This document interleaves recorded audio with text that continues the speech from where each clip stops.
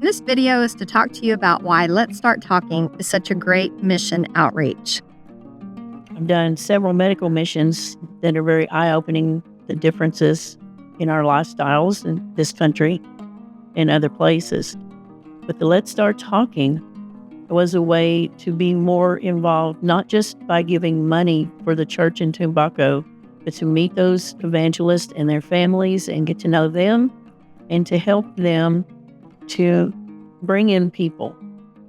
And LST came around, and it was one of those just beautiful things that seemed to come out of nowhere. And I knew I could serve because it was during the summer, and it was also something that's in my wheelhouse. I was at a time right after my husband had passed away that I was trying to figure out what I was going to do now, because we had always served together. I had never planned to go to Ecuador, but now I'm retired. Wasn't on my bucket list, but it was a wonderful experience. Let's Start Talking is exactly what it sounds like. You're just having conversations with people.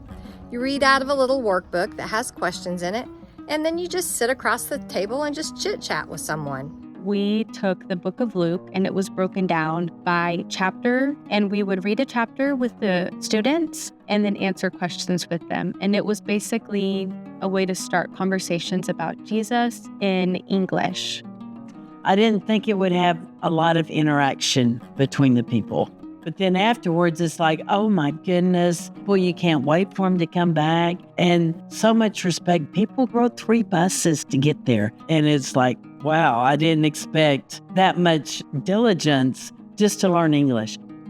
To me, this was a step up in my faith, to be able to have the opportunity to share my faith and to show Jesus in a different way, instead of with my hands, with my voice, and with scripture.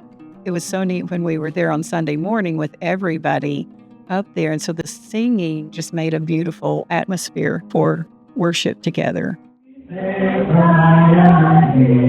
Church is small and it's struggling, and it needs our support.